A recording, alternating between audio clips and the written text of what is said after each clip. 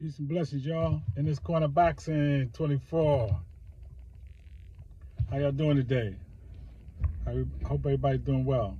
I'm doing pretty good over here. As always, God is great and God is good, and I can't complain.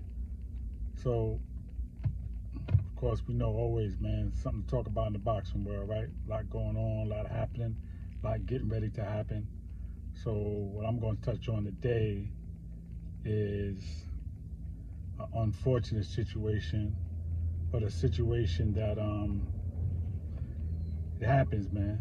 You know, when people don't want to be honest and try to get an advantage over somebody else, okay?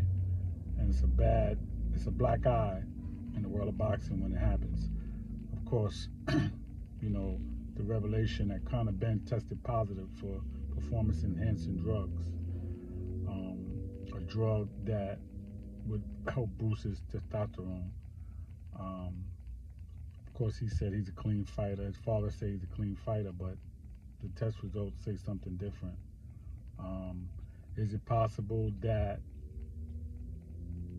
he ingested it unknowingly, or it was given to? I mean, I don't know.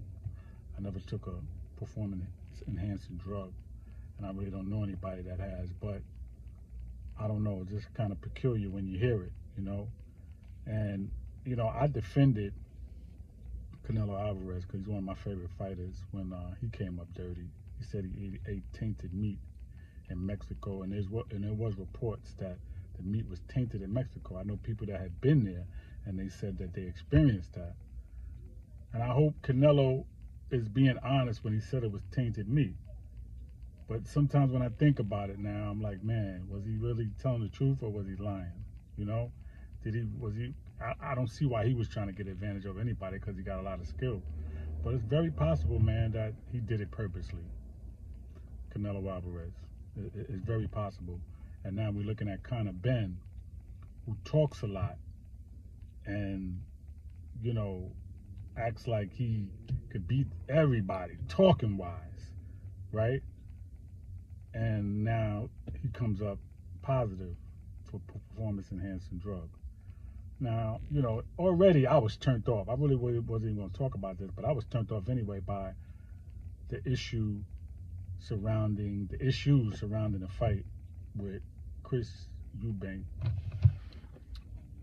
Jr. Because, you know, it kind of plays right in. It's like he was getting an advantage with that fight. Here it is, Chris Eubank is fighting at 168. Hasn't fought at 154, 155 in years. And he's walking around probably in the 80s, 175, 180, maybe somewhere in the 80s, right? And you're going to squeeze him down to 155 for a catch weight. And you fight at welterweight, Conor Benn. So that means that you don't have to weigh in at 155. You could come in at 147 or 150, right? And you good. And then, to top it off, I think they said after he weighs in, he can't put on more than a few pounds for the fight. So you really trying to squeeze the life out of this man and take all his energy and take everything that he got just for a fight, trying to get an advantage? So it's kind of like no surprise that you would try to get an advantage with the P, because maybe you figure, okay, I do have that advantage. Let me get another advantage. Let me take another advantage. Then the second question becomes, how long have you been taking it? If this is real, did you take it in other fights, or is this something that you're trying to do? Something you're trying to do for this Chris Eubank, because he's a naturally bigger man. But you asked for the fight though, so why try to get an advantage? Just fight, man. Fight is fight. Don't ever try to get an advantage over somebody, man, in a negative way. Because if God is with you, man, you're going to win the fight regardless. And if you lose, you just lost to a better man. But just fight, man, on the pure skills that you have. Trying to get an advantage in a negative way by cheating, because that's cheating. It is what it is. It's not cool. So, again, he says he didn't do it. He apologized to the fans. Never really, you know, said too much, but he just said, I'm a clean fighter. His father saying, my son is a clean fighter. Yeah, but that's not what the results are saying. Okay, so, the fight was postponed, as it should be. And I hope the fight doesn't go on until they really get to the bottom of it. And for me, again, Chris Eubank, I wouldn't have, took the fight anyway, giving this man all these advantages. Anyway, that's number one. But now that he's done that, and it's been proven, or if it's proven that it really was that he cheated, why would I even want to fight with him? For money? For legacy? No, it's not worth it. I wouldn't even want to share the ring with him, man. If he's found to definitely be a cheater, which it looks like he is, and your father protesting the fight, man, you should really take his lead.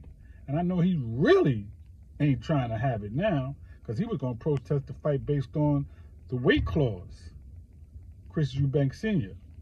And he was talking about possible brain damage and all of that, because you're going to be at a disadvantage no matter what you say, Chris Eubank. So he's trying to help you out. He's been in the boxing game for years, okay? But he knows the boxing game. He knows the ins and outs. He knows the things that can happen, the negative and positive. So he was going to protest the fight anyway. He was in protest of this fight. But now that this comes up, I know he's damn sure ain't trying to hear anything, okay? So you talking about you haven't talked to your father, Chris Eubank, at the press conference before at the press conference you said that you haven't even talked to your father. Man, you need to talk to your father, man, because he's trying to help you out. He ain't trying to hurt you.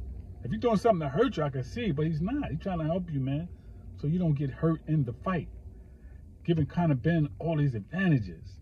And now look how things work out. See, he was trying to get all that advantage that he had it, and then look how he got caught cheating. So maybe it was meant to happen that way. You have to look at it that way as well. Okay? Look at it that way as well.